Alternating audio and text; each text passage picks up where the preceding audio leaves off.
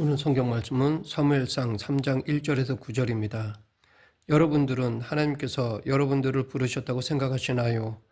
그렇다라고 한다면 그것을 어떻게 증명하시겠습니까? 이런 질문에 대답이 각각 다를 것입니다.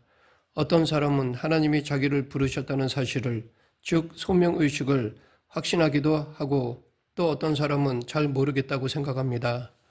또 어떤 사람은 소명 자체를 부정할지도 모릅니다.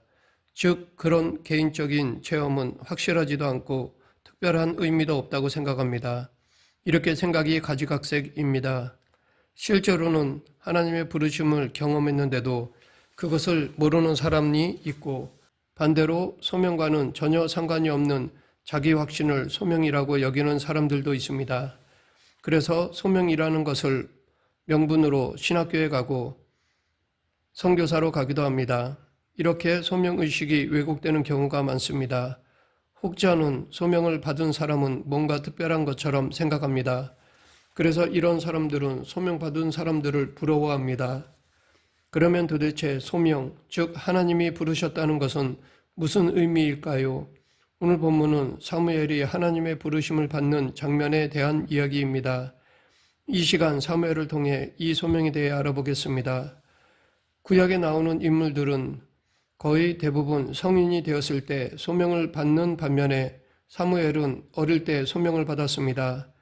아브라함, 모세, 이사야 또는 예수님의 제자들을 보면 모두 어른들이었습니다. 정신적으로도 성숙한 사람들이었습니다. 반면에 사무엘은 출생부터 특이했습니다. 사무엘의 어머니 한나는 분인나라는 또 다른 아내를 둔 열가나의 아내였습니다. 분인나는 자식이 있었지만 한나는 아이가 없었습니다. 어느 날 소원 기도를 드린 한나는 아들을 낳았습니다. 소원 기도대로 한나는 사무엘을 엘리 제사장에게 보내서 성소에서 살아가게 하였습니다. 사무엘은 성소에서 늙은 엘리 제사장과 함께 살았습니다. 사무엘은 반듯하게 자랐습니다. 이에 반해 엘리의 아들들은 한결같이 못되게 자랐습니다. 이를 통해 사무엘서 기자는 엘리 제사장의 후계는 엘리의 아들들이 아니라 사무엘일 수밖에 없다는 사실을 암시하게 합니다. 그러던 어느 날 밤 사무엘은 하나님의 궤가 있는 여호와의 전 안에 누워 있었습니다. 잠자리에 든 것입니다. 아마 사무엘은 기도하고 누웠을 것입니다. 이때 사무엘아 하는 소리가 들렸습니다. 여호와께서 사무엘을 부른 것이었지만 사무엘은 엘리 제사장이 부른 것이라고 생각했습니다. 이것은 당연한 것이었습니다. 늙은 엘리 제사장은 일상생활에서 사무엘의 도움을 많이 받았을 것입니다. 아마 평상시에는 몸에 가려운 부분을 긁어달라거나 마실 물 좀 달라거나 자신이 마무리 못한 일을 정리해 달라고 부탁했을 것입니다. 그래서 사무엘은 평소 하던 대로 엘리에게 달려갔습니다. 무슨 일로 부르셨습니까? 라고 하자 엘리는 나는 너를 부르지 않았다. 가서 자라고 하였습니다. 둘 다 잠결에 착각을 했나 보다라고 생각했을 것입니다. 그런데 이런 똑같은 일이 3번이나 반복되었습니다. 그제야 엘리는 사태를 파악했습니다. 하나님이 사무엘을 부르시는구나. 사무엘에게 무슨 말씀을 주시려 하나 보다 라고 생각했습니다. 그 순간에 엘리는 마음이 착잡했을 것입니다. 왜냐하면 제사장인 자기에게 말씀을 주시지 않기 때문입니다. 혹은 자기가 너무 늙었기 때문이라면 그의 아들들을 통해서라도 말씀하셨어야 했는데 어린 사무엘에게 말씀을 주시려 하셨기 때문입니다. 사무엘서 기자는 이미 1절에서 아이 사무엘이 엘리 앞에서 여호와를 섬길 때에는 여호와의 말씀이 희귀하여 이상이 흔히 보이지 않았더라 라고 말하였습니다. 이것은 하나님께서 엘리와 그의 아들들에게 침묵하셨다는 것입니다. 당시 이스라엘의 신앙 상태가 땅에 떨어졌다는 것입니다. 엘리는 이 상황을 더 이상 뚫고 나갈 영적 힘이 없었습니다. 그의 아들들은 더 말할 것도 없었습니다. 그러나 비록 엘리는 자식 농사는 망쳤지만 제사장 역할은 꾸준히 하였습니다. 하나님 앞에서 자기가 어떻게 처신해야 하는지를 알고 있었습니다. 그러했기에 그는 하나님이 사무엘에게 말씀하시는 것을 막지 않았습니다. 그는 사무엘에게 가서 누웠다가 그가 너를 부르시거든 내가 말하기를 여호와여 말씀하옵소서 주의 종이 듣겠나이다 하라 라고 하였습니다. 그 뒤 이야기는 사무엘상 3장 10절 이하에 나옵니다. 엘리가 사무엘에게 가르쳐준 대로 일이 진행되었습니다. 그러면 사무엘에게 일어난 일은 무엇일까요? 사무엘이 하나님의 부르시는 소리를 엘리의 목소리로 알아들었다는 것은 사무엘이 들은 소리가 사람의 목소리와 비슷했다는 것을 의미합니다. 이렇게 하나님이 사람이 말하는 것처럼 묘사된 장면은 성경에 자주 나옵니다. 동생을 살해한 가인에게 하나님은 내 아우 아벨이 어디 있느냐 하고 묻자 가인은 내가 알지 못하나이다. 내가 내 아우를 지키는 자니이까 라고 대답했습니다. 신약에도 이와 비슷한 사건이 있습니다. 세례 요한의 아버지 사가랴와 예수의 어머니 마리아는 천사 가브리엘을 만나서 이야기를 나누었습니다. 사도 바울은 다메섹을 가는 중간에 하늘로부터 사울아 사울아 내가 어찌하여 나를 박해하느냐 하는 예수님의 소리를 들었습니다. 이 경험 후에 바울은 기독교를 박해하는 입장에서 완전히 돌아서서 오히려 기독교의 복음을 전하는 사도가 되었습니다. 오늘도 하나님의 부르심을 또는 명령을 직접 듣거나 보았다고 주장하는 사람들이 있습니다. 기도하는 중에 하나님으로부터 계시를 받았다고 합니다. 이런 주장에 청중들이 어필되는 이유는 이런 주장은 객관적으로 반박되지 않기 때문입니다. 혹은 청중들도 그런 경험을 하고 싶은데 직접 경험하지 못했으니까 간접적으로나마 경험하고 싶어 하기 때문입니다. 그래서 사이비 이단 교주들은 대부분 이런 식으로 말합니다. 그런데 혹자는 하나님의 부르심을 아예 무의미한 것으로 평가하는 사람들도 있습니다. 아브라함아 또는 사무엘아 하는 소리는 환청이라는 것입니다. 물론 사람에게는 환청이 가능합니다. 자기가 평소에 듣고 싶었던 소리가 실제로는 없는데 들리는 것처럼 착각할 수 있습니다. 구약에 나오는 거짓 예언자들이 들은 것도 따지고 보면 환청입니다. 대표적으로 예레미야를 공격한 하나냐 선지자입니다. 유다가 바벨론 제국의 위협 아래 처한 똑같은 상황을 놓고 예레미야의 예언과 하나냐의 예언이 정반대였습니다. 하나냐는 만군의 여호와 이스라엘의 하나님이 이같이 일러 말씀하시기를 내가 바벨론의 왕의 멍에를 꺾었느니라 라고 하였습니다. 그러자 예레미야는 하나냐여 들으라 여호와께서 너를 보내지 아니하셨거늘 내가 이 백성에게 거짓을 믿게 하는도다 라고 하였습니다. 소명에는 두 가지의 가능성이 있습니다.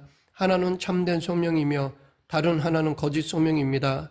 하나님이 부르셨다는 사실을 아무리 확신한다고 하더라도 그것이 거짓 소명의 가능성도 있습니다.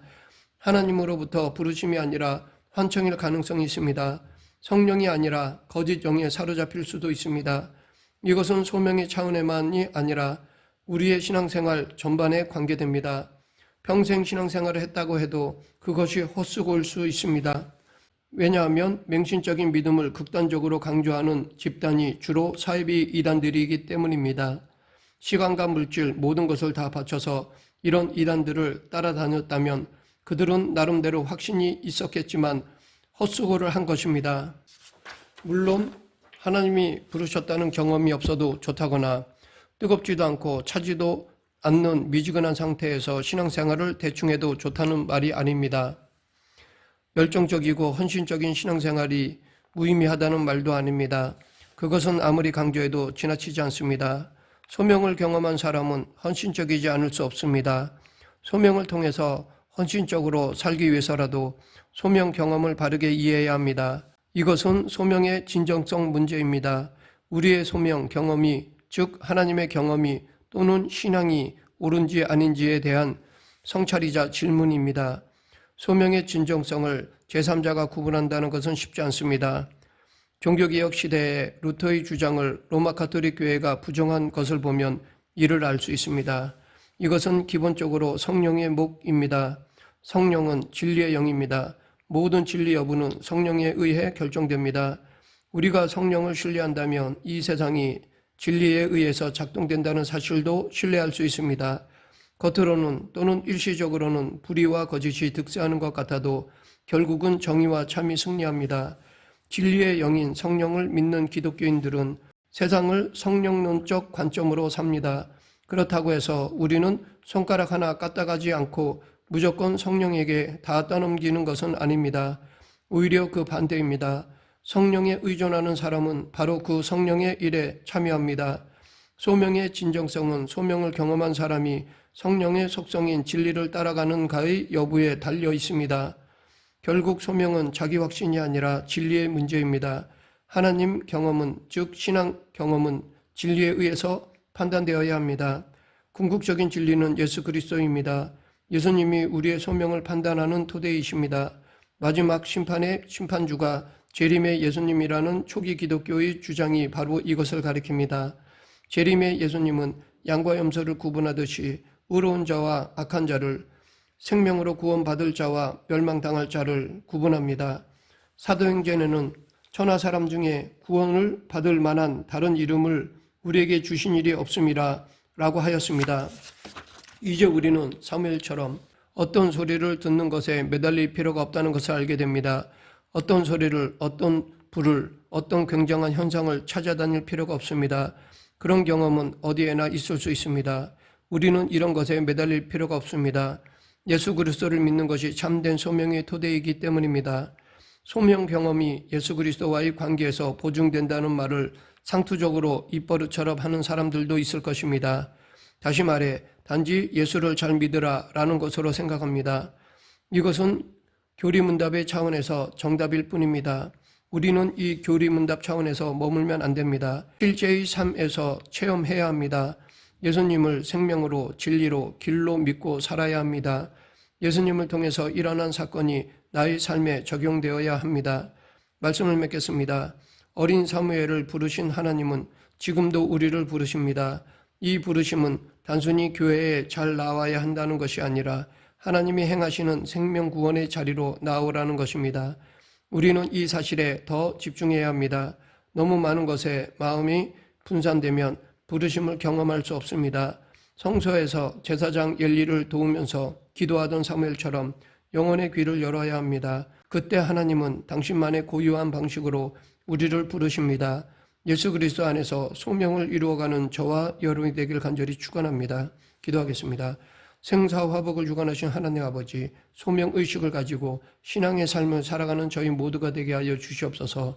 예수님 이름으로 기도드립니다. 아멘.